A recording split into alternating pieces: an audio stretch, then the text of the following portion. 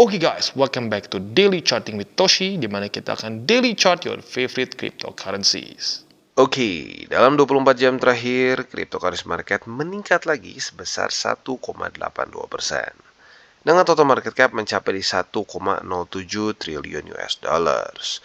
Dan untuk Bitcoin kita bisa lihat dia berhasil lagi meningkat sebesar 2,30% di angka 23.675 USD ya.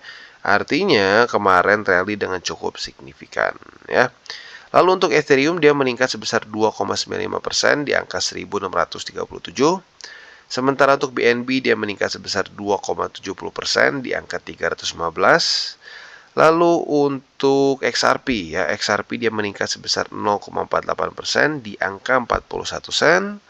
Seterusnya ada juga Cardano dia meningkat sebesar 1,68% dan sekarang ada di angka 39 sen ya.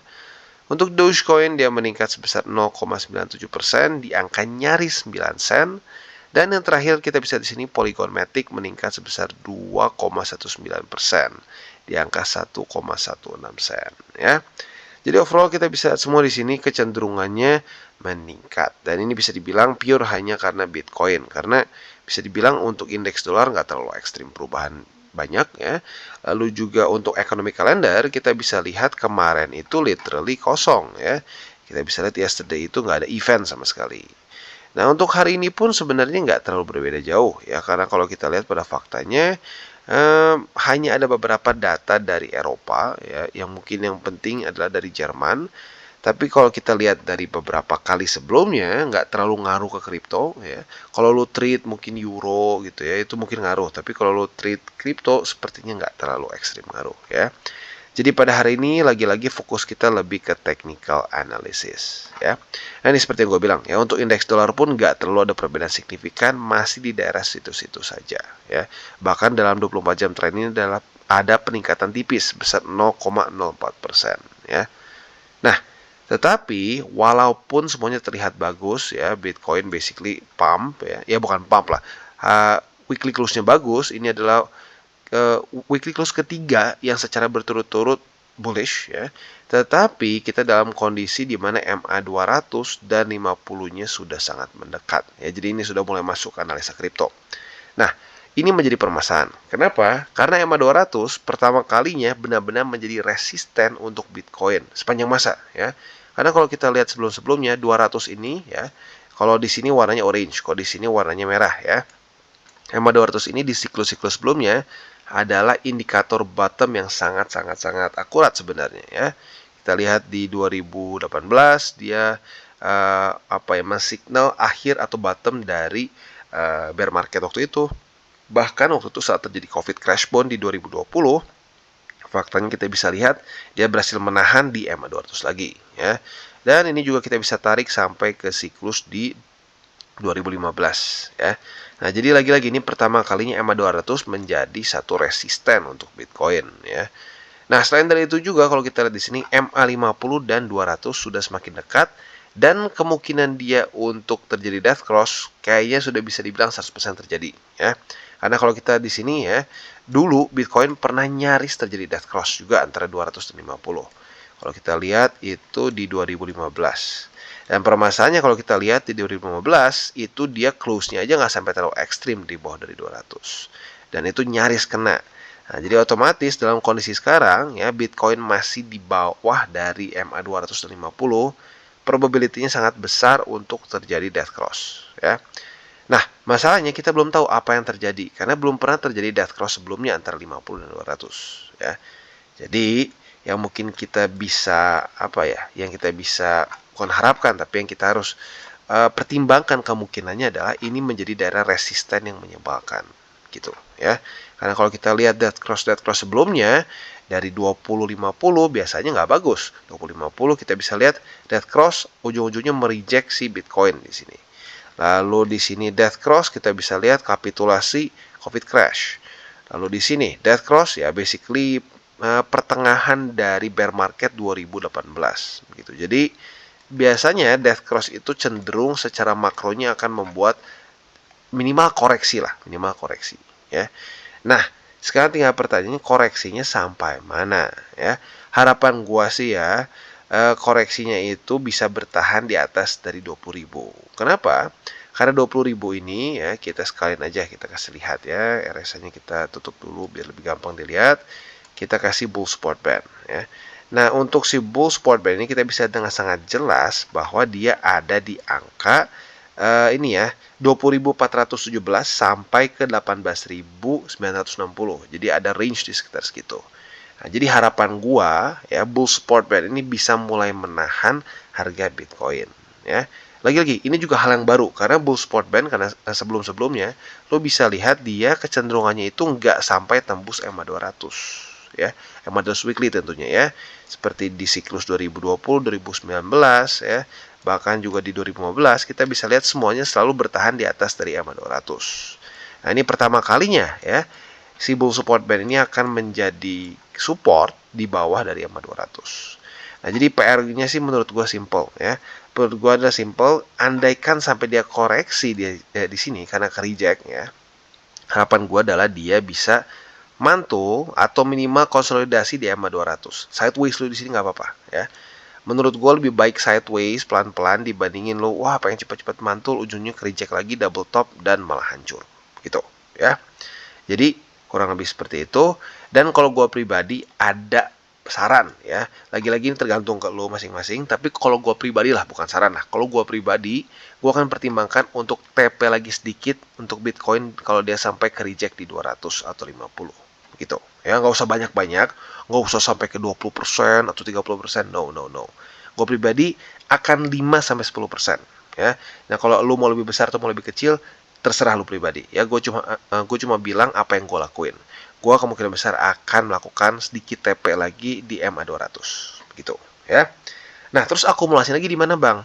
Akumulasi lagi untuk Bitcoin ya secara garis besarnya, secara makronya gue kemungkinan besar akan mulai melakukan lagi kalau sampai dia mulai retest di bull support band ya. Jadi kurang lebih seperti itu untuk Bitcoin ya. Nah, selanjutnya kita akan kembali geser ke indeks dolar. Untuk indeks dolar kita bisa lihat dia nggak terlalu kemana-mana sih ya. Opennya masih di sekitar sini juga. Makanya gue bilang peningkatan kemarin ya dari Bitcoin itu bisa dibilang pure dari demand Bitcoin saja begitu. Karena kalau kita lihat risk on asset lain ada sih peningkatan, tapi ya cenderung nggak sebesar Bitcoin lah ya. Nah, sekarang harapan gue seperti kemarin-kemarin masih sama PR-nya kok untuk indeks dolar. Harapan gue adalah ini rejection terakhir dan dia mulai kembali membuat lower low ya. Nah, ini mungkin bisa menjadi harapan kita. Dia bisa melawan EMA 200 kalau sampai indeks dolar kembali membuat lower low dan mungkin mulai retest ke daerah sini ya. Ini kita harus bikin struktur baru mungkin di sini ya. Kita cek di sekitar sini ya. Sini dulu mungkin ya. Ini resisten dulu. Oke, jadi di sekitar 100 ya. 100,99 atau kalau mau dibikin 101 juga boleh lah ya. Dekat-dekat. Nah, ini adalah struktur resisten yang terbentuk di tanggal berapa nih ya? April 2022. Oke, jadi kurang lebih seperti itu untuk di XY ya. Dan selanjutnya harapan gua sih secara fundamentalnya di minggu depan ya, di Februari semoga saja bisa lanjut melemahkan lagi indeks dolar ya. Nah, sekarang kita akan masuk ke buy limit, tetapi seperti biasa gue harus disclaimer dulu bahwa semua konten dari TC ini bukanlah financial advice dan tujuannya adalah untuk edukasi dan juga membiasakan para subscriber gue untuk lebih mengerti charting. Lalu jangan lupa juga bagaimana cara untuk mendukung TCI, ada banyak. Lu bisa like our video, bisa share our video, atau juga bisa menggunakan link referral kita di bawah. Dan sebelum kita lanjut, kita akan dengar dulu pesan-pesan dari sponsor kita pada hari ini. Oke, today's video is brought to you by Bybit. Dimana kita bisa lihat di sini, Bybit sedang ada event baru yang bernama Southeast Asia USDT Airdrop for All. Nah, di sini kita bisa mendapatkan total hadiah mencapai 23.500 USDT. Event ini berlangsung dari tanggal 12 Januari sampai tanggal 31 Januari. Jadi masih ada waktu ya.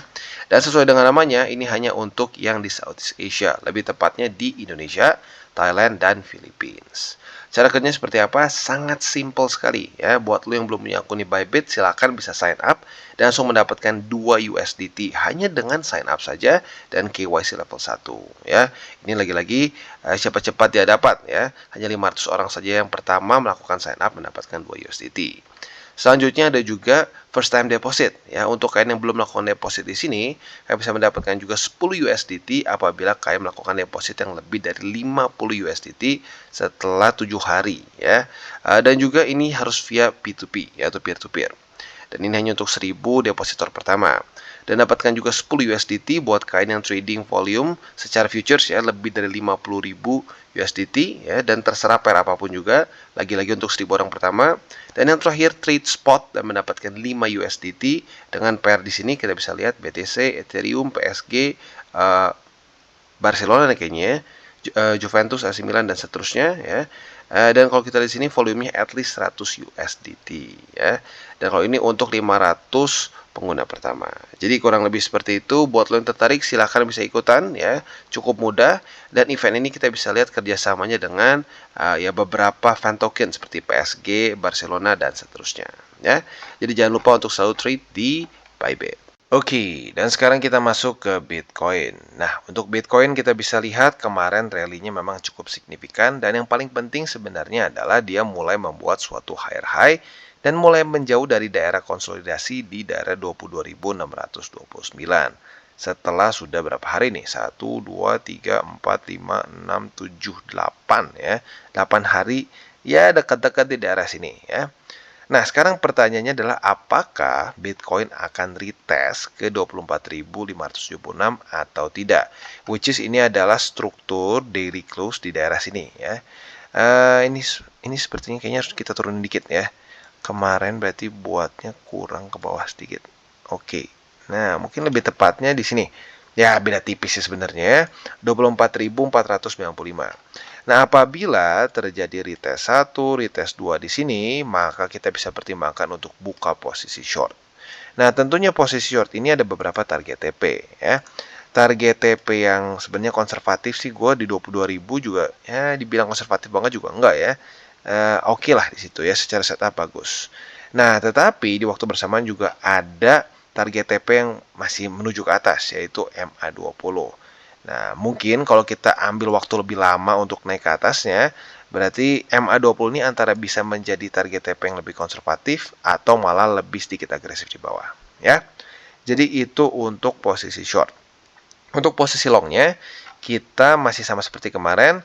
Kalau terjadi retest 1, retest 2 di sini, maka kita bisa pertimbangkan untuk buka posisi long. Target TP-nya yaitu sekarang di 24.495, ya. Nah, jadi kurang lebih seperti itu untuk posisi futures di Bitcoin. Untuk posisi spotnya otomatis masih sama ya. Buy limit pertama di 22.629. Buy limit kedua bisa di AMA 20 yang pelan-pelan nanti akan ke tengah-tengah di sini ya. Dan buy limit ketiga bisa pertimbangkan di 21.559. Jadi overall seperti itu untuk Bitcoin. Oke, dan sekarang kita lanjut ke Ethereum. Nah, untuk Ethereum dalam beberapa hari terakhir ini setupnya enak banget ya. Retest 1, retest 2 buka posisi short. Besoknya kena target TP di 1567. Udah gitu, hari ini ya, atau lebih tepatnya 2 hari ke belakang, retest 1, retest 2 buka posisi long langsung kena target TP tanggal 29-nya. Bahkan tembus sedikit ya. Jadi congratulations bagi lo yang ngikutin terutama di Ethereum ya.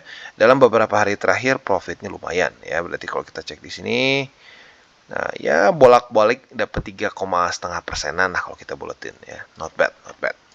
Nah, untuk sekarang kita bisa lihat Ethereum berhasil menembus dan reclaim daerah 1623. Nah, pertanyaannya apakah dia akan melakukan retest 1, retest 2 atau tidak? Nah, kalau terjadi retest 1, retest 2, maka kita mungkin bisa pertimbangkan buka posisi long. Nah, tapi posisi long ini target TP-nya cenderung tipis menurut gua ya, di daerah 1660. Bahkan kalau kita lihat di week kemarin dia sampai retest juga di daerah sini ya. Nah, jadi itu mungkin kalian bisa pertimbangkan, tapi mungkin ini sedikit lebih beresiko karena memang target TP-nya cukup dikit ya. Sorry, bukan cukup dikit tapi cukup dekat kok dikit sih ya. Nah, jadi kurang lebih seperti itu untuk Ethereum secara posisi longnya. Untuk posisi shortnya kita bisa pertimbangkan apabila dia jebol ke bawah, gagal mempertahankan 1623, retest 1, retest 2, kita bisa buka posisi short dengan target TP antara di 1567 ya, struktur atau MA20. Jadi kurang lebih seperti itu setup posisi futures di Ethereum. Untuk spotnya, buy limit pertama aktif lagi ya, buy limit pertama di 1623, yang kedua di 1567, dan yang ketiga di 1519. Oke, dan sekarang kita masuk ke Cosmos atau Atom. Kita bisa lihat sekarang dia mulai meningkat lagi dan semakin mendekati ke daerah $14 lebih 43 sen. Nah, mungkin buat lo yang kemarin posisi long di sini yang agresif target TP-nya, ada kemungkinan semakin mendekat ke sana ya. Nah, tapi lagi-lagi sih kalau gue pribadi ya, si Cosmos atau Atom ini cenderung dalam beberapa hari terakhir kayak volumenya berkurang terus. Jadi ya kalau gue pribadi TP-nya nggak usah di $14 lah. Kalau mau lu pasang aja di Bollinger Band sini lah, sekitar 14,047 lah gitu ya. Supaya sedikit lebih konservatif. Jadi itu untuk posisi long kemarin. Untuk posisi shortnya ya sebenarnya bisa kita pertimbangkan ya apabila terjadi retest 1, retest 2 di sini ya, walaupun sekali lagi secara volume sepertinya nggak mendukung ke sana ya, tapi kalau benar-benar terjadi who knows, silakan bisa buka posisi short, target TP-nya otomatis di area $13 di sini ya. Untuk posisi spot nggak berubah ya, buy limit pertama di $13, buy limit kedua itu di 11,74 sen, dan yang ketiga di 11,31 ya. Jadi overall seperti itu untuk Asmos lagi, Atom atau Cosmos. Mau ngomong Atom dan Cosmos bersama jadi Asmos ya. Secara overall it's doing good ya. Masih membuat higher high, higher low, higher high, higher low. Nah, tapi tinggal kita lihat nih, volumenya kan sekarang lacking nih. Apakah dia akan retest lagi ke bawah sini atau tidak ya. Secara struktur is doing good ya, tapi lagi-lagi seperti yang gue bilang volumenya sedikit bikin deg-degan. Oke, dan selanjutnya kita geser ke BNB. Dan untuk BNB ini ternyata sudah cukup banyak yang request kata satu ya. Nah, jadi untuk sekarang kita bisa lihat di sini BNB mulai ada peningkatan yang lumayan ya. Dan sebenarnya kalau kita lihat, kalau lu charting sendiri kemarin, di tanggal 26 dan tanggal 27 terjadi retest 1, retest 2. Nah, buat lo yang sudah charting sendiri di BNB, kemungkinan besar sudah punya posisi long karena retest 1 dan retest 2 di sini ya. Nah, target TP-nya sayangnya waktu itu kita belum bahas karena memang ya kita belum bahas BNB ya. Nah, kalau kita lihat di sini sebenarnya sudah mulai reject oleh upper band dari kemarin ya. Jadi buat lu yang punya posisi long di sini mungkin bisa pertimbangkan TP di upper band ya. Yang sekarang ada di kurang lebih 318-an lah ya. Oke, itu untuk posisi long. Tapi buat yang lebih agresif sebenarnya bisa juga sih kalau lo mau pertimbangkan di 330,2 ya. Jadi konservatif mungkin di sini, agresif di 330,2 ya. Nah, selanjutnya untuk posisi shortnya lo bisa pertimbangkan apabila terjadi retest 1, retest 2 di sini ya. Kalau terjadi retest 1, retest 2 di sini, lo bisa pertimbangkan untuk buka posisi short dengan target TP di 301,7 atau nanti di MA20 yang sudah semakin mendekat di sini ya. Jadi itu kurang lebih setup untuk posisi futures di BNB. Quite simple ya. Untuk posisi spotnya ya sebenarnya nggak ada perubahan signifikan sih ya. Buy limit pertama bisa pertimbangkan di 301,7 ya. Lalu buy limit kedua bisa pertimbangkan di 296,8 dan yang ketiga bisa di 292,7. Jadi kurang lebih seperti itu untuk BNB. Oke, dan selanjutnya kita geser ke Polkadot. Nah, untuk Polkadot juga ada beberapa yang minta update ya, update.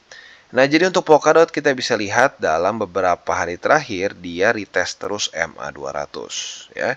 Retest 1, retest kedua pertama terjadi pada tanggal 26 dan tanggal 27. Setelah itu dia koreksi lagi, ketahan lagi oleh MA200 ya.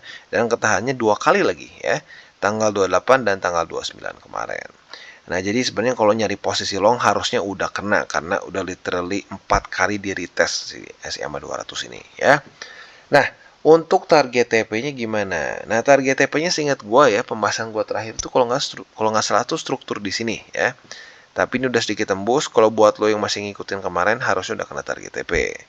Nah, tapi buat sekarang yang lo masih tetap pertahankan posisi longnya, mungkin bisa pertimbangkan TP-nya di upper band sini, yaitu di sekitar $6 lebih 94 sen ya.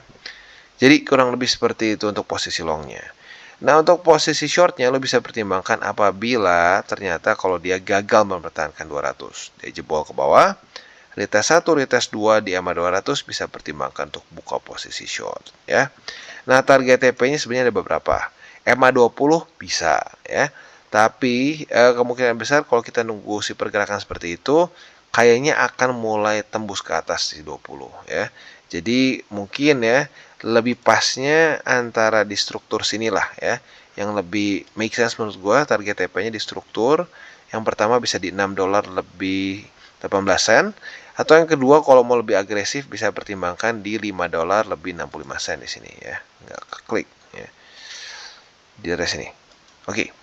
Jadi kurang lebih seperti itu untuk posisi short dan posisi long di Polkadot. Untuk spotnya bisa pertimbangkan buy limitnya satu aja di MA 200 ya. Jadi overall seperti itu untuk DCWT kita pada hari ini, dan sekali lagi gue ingatkan aturan pertama yang paling penting adalah jangan pakai uang panas. Dan yang kedua jangan lupa apa?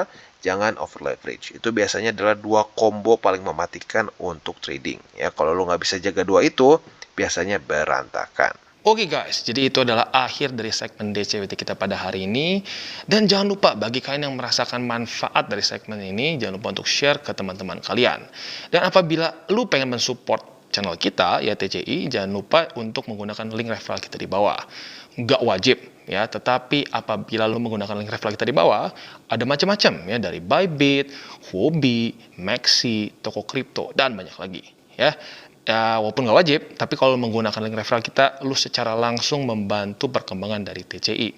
Dan satu lagi, jangan lupa juga untuk join Telegram group kita, di mana kita bisa ngobrol-ngobrol santai mengenai dunia cryptocurrency secara dua arah. So, jangan lupa untuk like, subscribe, klik the bell icon, and see you on the next video.